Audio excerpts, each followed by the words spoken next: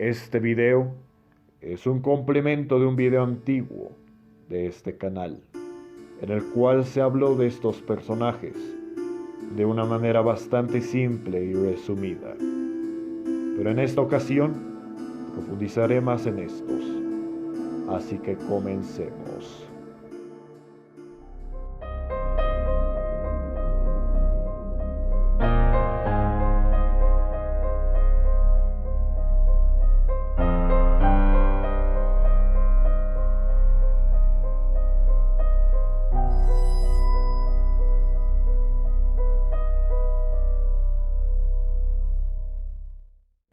Los médicos de la peste negra. Estos médicos no eran profesionales con instrucción tradicional, como otros médicos o cirujanos experimentados, y en muchos casos eran doctores de segunda categoría que no habían podido establecerse exitosamente en la profesión, o médicos jóvenes que estaban tratando de hacerse camino.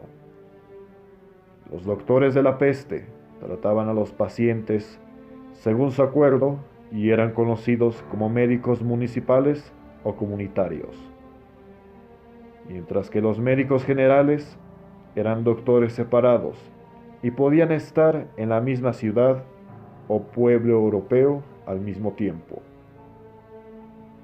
En Francia y los Países Bajos, los médicos de la peste negra muchas veces no tenían ningún entrenamiento formal como médicos y eran conocidos como empíricos. En un caso, uno de estos doctores había sido vendedor de frutas antes de dedicarse a la medicina. Posteriormente, en los siglos XVII y XVIII, algunos doctores utilizaban máscaras que parecían picos de aves, llenas de artículos aromáticos. Las máscaras eran diseñadas para protegerlos del aire podrido, el cual era visto como la causa de la infección. Pero de eso hablaremos más adelante. La primera epidemia de la peste bubónica tuvo lugar a mediados de los años 500, conocida como la plaga de Justiniano. La epidemia más grande fue la peste negra de Europa en el siglo XIV. En tiempos medievales, el alto número de muertes debido a la peste bubónica en un pueblo creaba un desastre económico. Los médicos comunitarios de la peste eran muy apreciados y recibían privilegios especiales. Por ejemplo, se les permitía realizar autopsias, las cuales normalmente estaban prohibidas en Europa medieval, para poder realizar investigaciones para encontrar una cura para la plaga. En algunos casos, los médicos de la peste eran tan valiosos que cuando Barcelona envió a dos a Tortosa en 1650, estos fueron capturados por criminales. Se encontraban en camino y exigieron un rescate. La ciudad de Barcelona pagó por su liberación. La ciudad de Orvieto contrató a Mate Fu Angelo en 1348 por 4 veces la tasa normal de un doctor por 50 florines por año. El Papa Clemente VI contrató a varios médicos de la peste durante la peste negra. Ellos tenían que atender a la gente enferma de Aviñón. Los 18 médicos en Venecia solo quedaban uno para 1348. 5 habían muerto de la peste y 12 habían desaparecido, y puede que se hayan escapado. Los médicos de la peste también trabajaban como funcionarios en tiempos de epidemias, comenzando con la peste de Europa en el siglo XIV. Su principal tarea, además de cuidar de víctimas de la peste, era anotar en los registros públicos las muertes debido a la peste. En algunas ciudades europeas como Florencia y Perugia, se les pedía a los doctores que realizaran autopsias para determinar la causa de muerte y cómo la peste jugó un rol en ella. Los médicos de la peste se convirtieron en tentadores y testigos de numerosos testamentos durante tiempos de epidemias. Los doctores de la peste también daban asesoría a sus pacientes sobre su conducta antes de su muerte.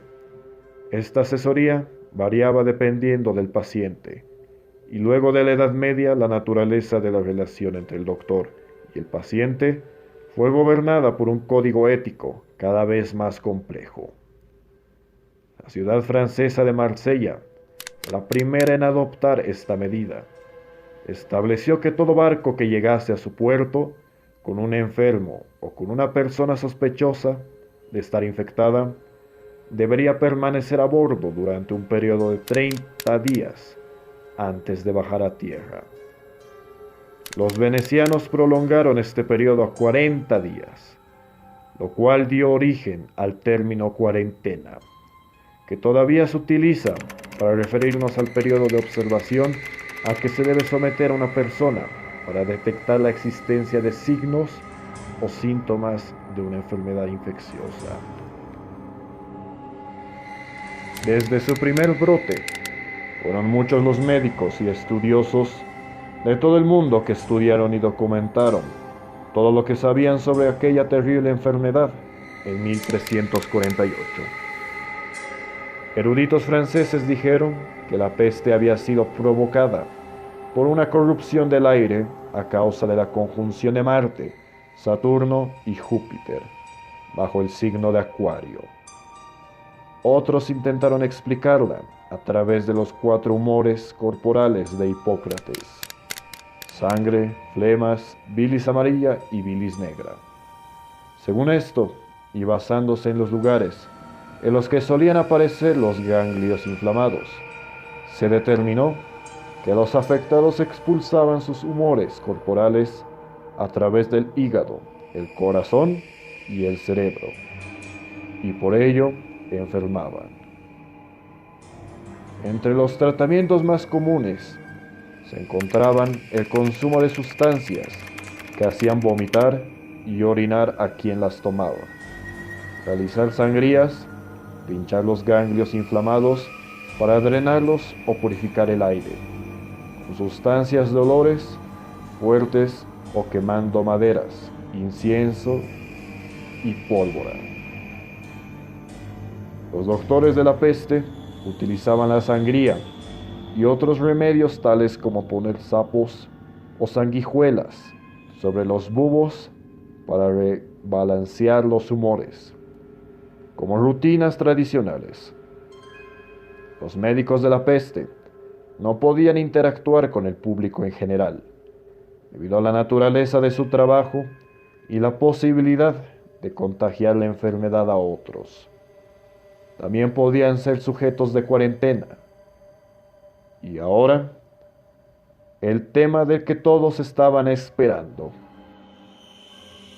Algunos médicos de la peste utilizaban un atuendo especial conocido como el doctor de la peste, el doctor de la peste, aunque fuentes gráficas muestran que los médicos de la peste utilizaban una variedad de vestimentas. Esta vestimenta en particular fue inventada por Charles Delorme en 1630. Fueron utilizados por primera vez en París, pero luego su utilización se extendió por el resto de Europa. El traje de protección consistía de una túnica de tela gruesa encerada, una máscara con agujeros con lentes de vidrio y una nariz cónica con forma de pico, que era rellenada con sustancias aromáticas y paja. El rasgo más identificativo del traje de Galeno de la peste es sin duda alguna esa máscara con forma de pico, que parece pertenecer a algún tipo de culto que adora a los cuervos. Existen teorías que afirman que con el pico se buscaba parecerse a los pájaros, animales que por entonces se creía que podían ser los responsables de propagar la enfermedad, y que así los médicos estaban protegidos.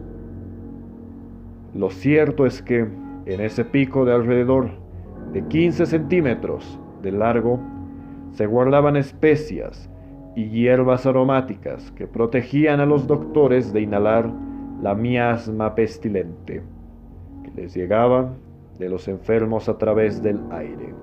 Algunas de las sustancias aromáticas incluyen ámbar gris, hojas de menta, estoraque, mirra, laudano, pétalos de rosa, alcanfor y clavo de olor. Esto se pensaba servía de protección para el médico del mal aire mismático. La paja servía como filtro para el mal aire. Se utilizaba un bastón de madera para ayudar con el examen de los pacientes sin tener que tocarlos, además de ser utilizado como herramienta para el arrepentimiento de pecados. Muchos creían que la peste era un castigo de Dios y pedían ser golpeados como parte de su arrepentimiento. En el año de 1656, una nueva plaga se extendió por Italia y causó estragos en ciudades como Roma y Nápoles. En esta ocasión, el traje del galeno sí fue utilizado, tal y como prueba de ilustración de Gerhard Altenbach, de ese mismo año, con la que se buscaba explicar por qué el traje protegía a los doctores y que se ha convertido en una de las representaciones más conocidas de los médicos de la peste. Otra versión de ese mismo año es la realizada por Paulus Fürst, titulada Doctor Picudo de Roma, en la que se decía que lo único que hacían estos médicos era aterrorizar a la población y robarles el dinero. En la versión de Fürst, satírica, el doctor aparece con unos guantes con forma de garras y un bastón que utilizaban para no tener que tocar a los pacientes, coronado con un reloj de arena y las alas de un murciélago. Es probable que fuese debido a estas ilustraciones y a lo llamativa que resultaba la vestimenta de los doctores, por lo que se introdujo al personaje médico de la peste